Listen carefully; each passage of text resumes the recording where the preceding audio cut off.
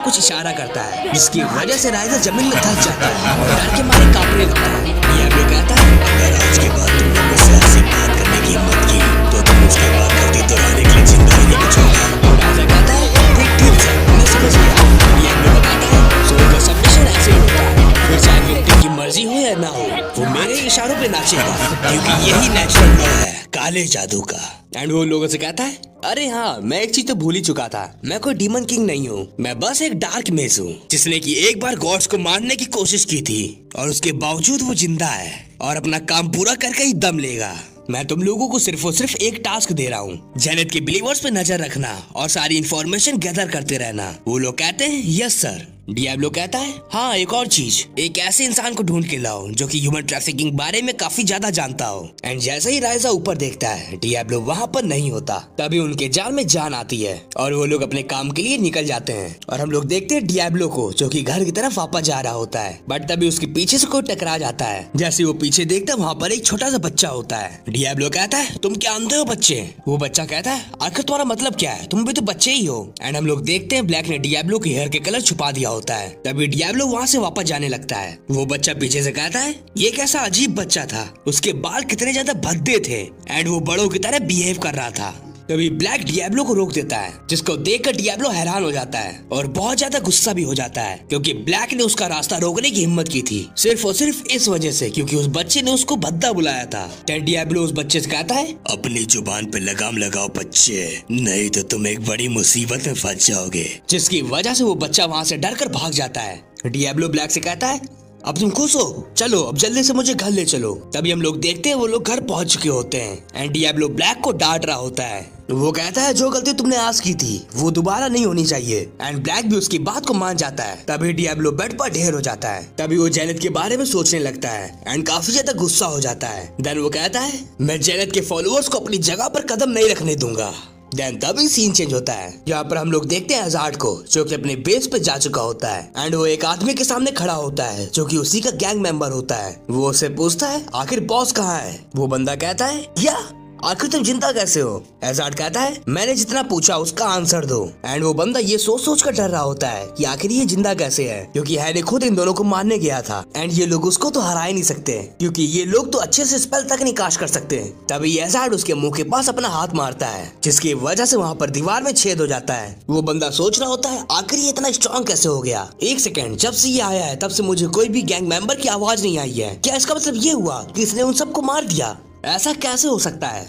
Then वो कहता है, मैं बॉस के बारे में कुछ भी नहीं जानता। तभी वहाँ पर राइजा आ जाता है एंड वो बोलता है, क्या तुम सच में सच बोल रहे हो? वो बंदा कहता है, हाँ, और अगर तुम्हें मेरे ऊपर भरोसा नहीं है तुम किसी और गैंग मेंबर से ही पूछ सकते हो, वो भी सेम ही आंसर देंगे। राइजा सोचता है, बॉस को ढूंढना बहुत जरूरी है क्योंकि हमारे मास्टर को वो चाहिए। देन वो उस आदमी से पूछता है, चलो मैंने मान लिया कि तुम्हें नहीं पता है, लेकिन तुम्हें लगता क्या है कि बॉस कहाँ होगा? तुम्हें कोई भी आइडिया है? वो बंदा कहता है, मेरा बॉस दारूबाज है तो वो किसी पब में होगा, तुम लोग उसे वहीं पर ढूंढ लो। तभी वो लोग वहाँ से निकलने लगते हैं, बट वहाँ से निकलने से पहले हजार्ड उस बंदे के एक पंच मार देता है, जिसकी वजह से वो बंदा नॉकआउट हो जाता है। हजार्ड कहता है, हम लोग इसको ही अपने मास्टर के पास ले चलेंगे। वैसे राइजा, हम लोगों को इसको रखना कहाँ चाहिए, किसी जंगल में क्या? राइजा कहता है, मेरे पास इससे भी अच्छा कुछ आइडिया है, हम लोग इसको मेरे घर के तहखाने में रखेंगे। तभी हजार्ड उस बंदे को उठा लेता है एंड वो लोग वहाँ से जाने लगते हैं। देन तभी सीन चेंज होता है एंड हम लोग देखते हैं उसी लड़के को जो कि थोड़ी देर पहले डियाब्लो से टकराया होता है। वो पता नहीं क्यों गैंग मेंबर्स के अड्डे में होता है, जहाँ पर चारों ही तरफ गैंग मेंबर्स की लाशें पड़ी होती हैं और वो लड़का वहाँ का माहौल देखकर वहाँ से निकल जाता है। तभी वापस सीन चेंज होता है एंड हम लोग देखते हैं जेमी को जो कि अभी अभी सो के उठा होता है एंड वो लास्ट नाइट के इंसिडेंट से काफी ज्यादा थका होता है, लेकिन वो फिर भी किसी तरह बेड से उठ जाता है एंड तैयार होकर ब्रेकफास्ट के लिए चला जाता है। एंड हम लोग देखते हैं कि डाइनिंग रूम में उसके फादर भी बैठे होते हैं, बट वहाँ पर उसकी मॉम नहीं होती। तभी वो उसके पीछे से आकर उसको डरा देती है, लेकिन जेमी को पता होता है कि उसके पीछे मॉम छुपी है, लेकिन फिर भी वो डरने का नाटक करने लगता है और हमेशा की तरह उनकी बी लविंग फैमिली की बकैती चलती रहती है। देन थोड़ी देर बाद उसके डैड कहीं जाने की बात करने लगते हैं। जेमी पूछता, आखिर हम लोग कहाँ जा रहे हैं? तो उसके डैड बोलते हैं, हम लोगों को कल कहीं पर जाना है। जेमी पूछता है, कहाँ पर? उसकी मॉम बताती है कि L Simon and L Wilton मिलकर कल एक लंच ऑर्गेनाइज करा रहे हैं, जहाँ पर किंगडम ऑफ सेल्डम के ईस्टर्न पार्ट के सारे नोबल्स आएंगे और इस बार तुम लोग भी हमारे साथ जाओगे। देन तभी थोड़ा टाइम बीत जाता है एंड हम लोग देखते हैं डियाब्लो को जो कि ब्लैक को बुलाता है और वो उसे कहता है, जल्दी चलो, मुझे अपने दोनों नौकरों से बात करनी है। तभी ब्लैक उसको वहाँ से लेकर चला जाता है एंड हम लोग देखते हैं हजार्ड एंड राइजा को जिनको कि डियाब्लो की प्रेजेंस का एहसास हो जाता है और वो अपनी जगह से खड़े हो जाते हैं। देन वो लोग कहते हैं, मास्टर आप आ गए क्या? डियाब्लो कहता है हाँ। और उसका क्या हुआ जो मैंने काम तुमको दिया था? राइजा कहता है सॉरी, लेकिन अभी हम लोग फेथ इन जन्नत के बारे में ज्यादा कुछ नहीं पता लगा पाए। डियाब्लो कहता है कोई नहीं, लेकिन दूसरा टास्क का क्या हुआ? वो लोग कहते हैं हाँ, हमने उनमें से एक को पकड़ लिया। एंड हम लोग देखते हैं वहाँ पर वही आदमी बंधा पड़ा होता है जो कि डियाब्लो के हेयर का कलर देखकर चौंक जाता है और वो समझ जाता है ये भी वेल्टन हाउस होल्ड से है और इसी वजह से वो काफी ज्यादा घबराने लगता है। राइजा बताता है ये बंदा रेबल्स के एग्जीक्यूटिव में से एक है और इस बंदे को हम दोनों के मर्डर के प्लान के बारे में भी पता था, लेकिन जब हम लोगों ने इससे बॉस के बारे में पूछा तो इसने कुछ भी बताने से मना कर दिया। ये आखिरी तक बस यही कहता रहा कि इसे कुछ नहीं पता है। डियाब्लो कहता है इसका फैसला तो मैं खुद करूंगा, इसका मुंह खोलो। तभी वो बंदा जोर जोर से चिल्लाने लगता है, मुझे छोड़ दो, मैंने कुछ भी नहीं किया है और ना ही मुझे कुछ पता है, लेकिन अगर तुम मुझे जिंदा छोड़ दोगे तो मैं तुम तक इन्फॉर्मेशन लाने के लिए कुछ भी करूंगा। वो बंदा सोच रहा होता है ये तो सिर्फ और सिर्फ एक बच्चा है, लेकिन उसके बावजूद मुझे इससे डर क्यों लग रहा है, और तो और इसकी बॉडी से इतना ज्यादा ऑब्वियस माना कैसे निकल सकता है। डियाब्लो कहता है मुझे तुम्हें मारने का कोई भी मन नहीं है, बस जैसा मैं कहता हूँ वैसा तुम करते रहना। वो बंदा काफी डरते हुए कहता है मैं कुछ भी करूंगा,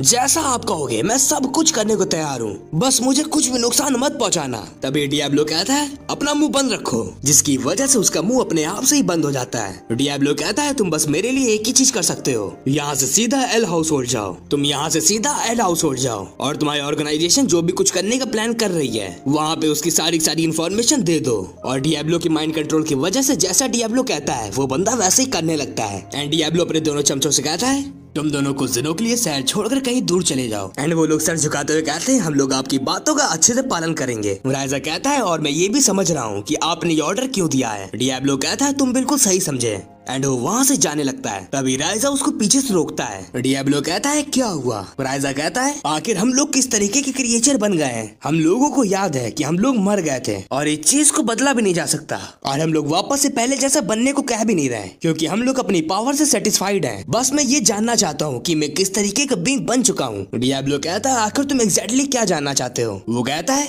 हम लोगों की मौत के बाद से हमारी पावर्स बहुत ज्यादा बढ़ चुकी हैं। मुझे ऐसा लग रहा है कि हम लोग हाई रैंकिंग डेड्स बन चुके हैं। क्या मैंने सही कहा? ये चीज को सुनकर डियाब्लो जोर से हंसने लगता है। राइजा कहता है क्या मैंने कुछ गलत कह दिया? अगर मैंने कुछ गलत कह दिया तो मुझे माफ कर देना। डियाब्लो कहता है नहीं नहीं, मुझे सच में हंसी आ गई क्योंकि नॉर्मली अगर कोई भी अनडेड होता है वो मुझसे ये सवाल पूछता है कि क्या वो सच में मर चुका है, लेकिन तुम तो बिल्कुल अलग पूछ रहे हो। मैंने आज तक ऐसे डेड्स नहीं देखे जो कि अपनी लाइफ को इतनी जल्दी एक्सेप्ट कर लेते हो। तुम दोनों इंटरेस्टिंग हो। एंड वो मन में सोच रहा होता है सच में मैंने अपनी पूरी जिंदगी में ऐसे अनडेड नहीं देखे। नॉर्मली जो अनडेड होते थे जो भी मैं कहता था उसका पालन करते थे, उनके अंदर ज्यादा सोचने समझने की क्षमता नहीं थी, लेकिन ऐसा लगता है मैंने इन दोनों में कुछ खजाना ढूंढ लिया है। देन वो वहाँ से जाने लगता है। तभी हम लोग देखते हैं नेक्स्ट डे के सीन को जहाँ पर जेमी एल साइमन के यहाँ जा रहा होता है। एंड वो बताता है जैसे ही उसके फादर की ह्यूमन ट्रैफिकिंग के बारे में पता चला था वो गुस्से से आग बबूला हो गए थे और इसी वजह से उनका आज साइमन के पास जाने का प्लान पोस्टपोन हो गया और वो उन्हीं सब चीजों को सॉर्ट आउट करने में लग गए। देन वो सोचता है हम लोगों को वहाँ पहुँचने में बहुत ज्यादा टाइम लग रहा है, इससे बढ़िया मैं कोई टेलीपोर्टेशन स्पेल का यूज करके वहाँ पहुँच जाता। मैंने एक हिस्ट्री बुक में अपनी मौत के बाद के कुछ इंसिडेंट देखे थे। मेरी मौत के बाद एक बार तो अंडरवर्ल्ड के क्रिएचर अर्थ पर कब्जा करने आ गए थे एंड उस इंसिडेंट के कुछ दिन बाद तो खुद म खुद डीमन किंग को ही समन किया गया था, लेकिन कोई भी इवेंट इतने ज्यादा बड़े नहीं थे, किसी में भी इतनी ज्यादा तबाही नहीं मची थी। लेकिन अब और नहीं, मैं शांति को खत्म करूंगा और मैं सारे के सारे 12 गॉड्स को सबक सिखाऊंगा। मुझे फर्क नहीं पड़ता मेरे रास्ते में क्या क्या आता है, मैं हर चीज को रौनता चला जाऊंगा। एंड हम लोग देखते हैं वो लोग अपने डेस्टिनेशन पे पहुंच चुके होते हैं एंड जमी वहाँ का नजारा देख रहा होता है जो कि काफी ज्यादा सुंदर होता है और वो लोग पहले से थोड़ी दूर पर होते हैं। जेमी मॉम से कहता है मैं एल साइमन से पहली बार मिल रहा हूँ, मेरे तो धक धक हो रहा है। उसकी मॉम कहती है ये अच्छी बात है कि तुम एल साइमन को एडमायर करते हो क्योंकि ऑब्वियसली अगर तुम मेज बनने जा रहे हो तुम्हें यही करना चाहिए। एल साइमन बहुत ज्यादा बढ़िया बंदा है, जब वो तुम्हारी डैड की एज का था वो रैंक 7 मेज बन गया था जो कि बहुत ज्यादा बड़ी बात है और वो ईस्टर्न रीजन के 2 सबसे बड़े नोबल्स में से एक है एंड रीजन का किंग भी है। उसका मैजिक एक ब्यूटीफुल रेड लोटस फ्लावर को रिजेंबल करता है और इसी वजह से उसका निकनेम भी यही है, रेड लोटस मेज। और तो और कुछ अफवाहें भी है कि उसने एक बार हजारों लोगों की जान ली है। जेमी कहता है